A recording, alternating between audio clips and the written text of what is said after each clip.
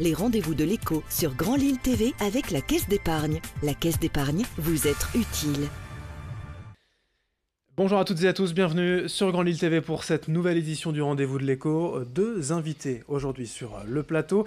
Thibaut Dalluin, bonjour. Bonjour Adrien. Et Julien Laptoul, bonjour. Bonjour. Alors vous êtes respectivement CEO et CTO de la société Ubi Innov. Alors on parle ici d'objets connectés, de boutiques, de référencement de tous les objets les plus innovants à travers le monde. Là, c'est très résumé. Si vous deviez nous présenter un petit peu plus détaillé aujourd'hui le concept de votre métier, tout simplement. Alors Ubi Innovation, c'est la boutique en ligne qui va référencer tous les produits innovants issus des startups. Puisqu'aujourd'hui, on entend beaucoup le terme startup. On parle des produits. Malheureusement, parfois, elles manquent de visibilité.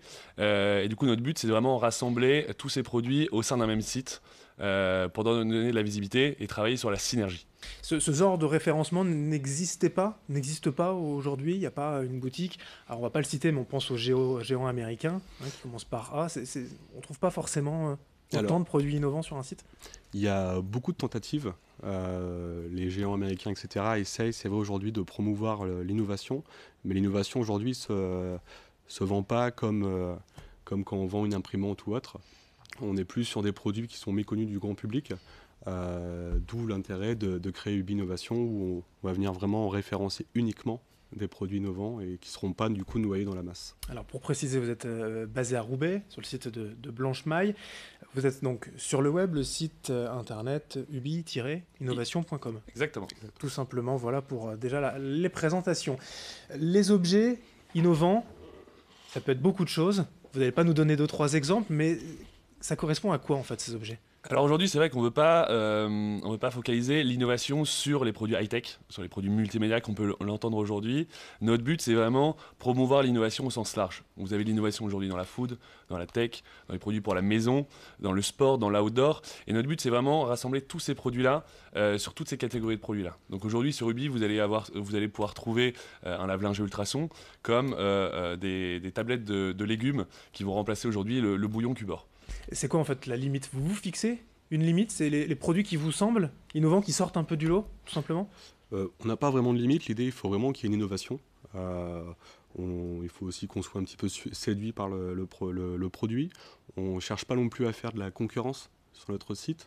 Donc on a quelques critères de recherche. Mais après, on reste assez ouvert, vraiment l'innovation, comme disait Thibaut, au sens large. L'innovation, ça coûte cher ? Les produits que vous vendez coûte cher dans la plupart des cas ou pas du tout ? Alors pas du tout, vous allez avoir des innovations food qui vont rester dans des prix assez similaires à ce que vous pouvez trouver dans la grande distribution, mais vous allez avoir des produits high-tech effectivement avec une vraie technologie développée derrière qui vont frôler des prix pas forcément abordables pour le commun des mortels. Notre but c'est vraiment offrir l'innovation pour tous. L'innovation aujourd'hui, si le produit n'existe pas, forcément il n'y a pas de prix de référence. Le but c'est qu'on reste quand même dans des prix assez pertinents pour que les gens puissent les trouver, les acheter et se faire plaisir. Votre travail principal c'est le sourcing en fait ? C'est d'aller chercher ces produits ? Ça représente une grosse partie de notre travail aujourd'hui. On fait beaucoup de veille, on essaye aussi de trouver des startups en amont qui sont par exemple en campagne de crowdfunding. On commence à avoir des startups qui nous contactent parce qu'elles connaissent une autre startup qui est référencée chez nous. Mais en effet, oui, ça représente une grosse partie de notre travail aujourd'hui. Comment se passe ensuite la distribution, tout simplement, sur le modèle ? Vous Alors, achetez, vous gérez en fonction des commandes ? Non, aujourd'hui, notre business model fonctionne comme une marketplace traditionnelle. C'est-à-dire qu'aujourd'hui, les produits, nous les référençons sur notre site. Nous nous occupons pas de tout ce qui est livraison. C'est la start-up en elle-même qui va livrer le produit au client final. Mais aujourd'hui, on sait qu'on a énormément de start-up étrangères qui se créent, qui souhaitent venir pénétrer le marché français, et pour ça on offre un service clé en main.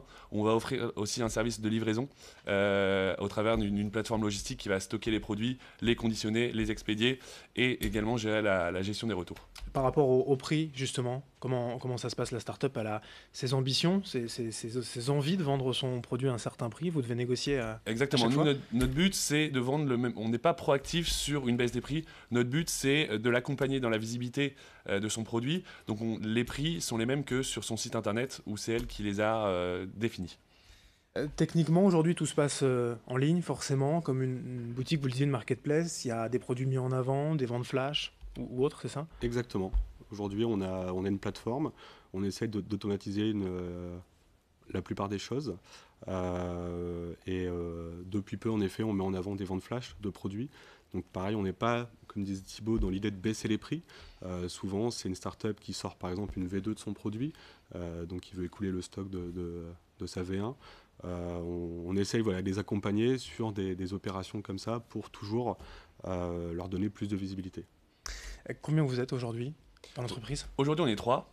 Donc c'est une toute petite structure. On essaye de faire un maximum de choses nous-mêmes. Demain, on sait qu'avec la croissance qu'on est en train d'avoir, on va devoir se structurer davantage. L'idée, c'est de pouvoir couvrir tous nos besoins d'ici la fin de l'année. Donc on espère être entre 7 et 8 avant la fin de l'année 2020. Il y a un public en particulier, les gens qui viennent sur Ubi Innovation. Il y a une cible tout de même ? Alors, il y a une cible aujourd'hui, oui, étant donné, vous savez qu'on est sur des produits qui, on va dire, qui sont dans une gamme de prix un peu différente. Donc, on cible plutôt, on va dire, les personnes dans les 30-40 ans aujourd'hui. Après, ça dépend vraiment des produits. C'est-à-dire qu'on a des produits, on peut même avoir des jouets, donc, mais on reste quand même sur une cible de 30-40 ans. Avec Noël qui arrive, il y a des idées de cadeaux ? Il y a des idées de cadeaux, bien évidemment, vous pouvez aller voir sur le site. Comme je vous dis, on est assez large, donc ça va couvrir un nombre de besoins infini. Juste par rapport aux perspectives de développement, vous le disiez, déjà recruter, et forcément il y a encore d'autres ambitions. Exactement, il y a une phase 2 à Ubi, c'est-à-dire que l'innovation aujourd'hui, si le produit n'existe pas, on a envie de le découvrir, on a envie de le toucher, on a envie de le tester. Innovation, ça se découvre et ça s'essaye. Donc nous, on va aller directement au contact des consommateurs. Et la phase 2 d'Ubi, c'est vraiment aller créer des pop-up stores éphémères au sein des endroits physiques les plus fréquentés, comme des centres commerciaux, où on va pouvoir présenter au plus grand nombre ces innovations. Les gens vont pouvoir venir tester les produits, les essayer et pourquoi pas repartir avec si le produit leur correspond. Ces magasins éphémères, d'ici combien de temps ? Le premier ouvrira, on espère, en décembre, donc d'ici 2-3 semaines. Et ensuite, le but, c'est d'aller couvrir le reste de la France en 2020. Eh bien, vous reviendrez peut-être pour avec pas grand nous plaisir. en parler. Avec En tout cas, on suivra l'ouverture de celui ici dans la métropole lilloise. Bien Merci tous les deux, Thibaut Dalhuin et Julien Merci à vous. Laptoul, donc CEO et CTO d'Ubi Innovation. Merci. Merci à vous. Merci de nous avoir suivis. Dans un instant, l'information continue. Les rendez-vous de l'écho sur Grand Lille TV avec la Caisse d'épargne. La Caisse d'épargne, vous êtes utile.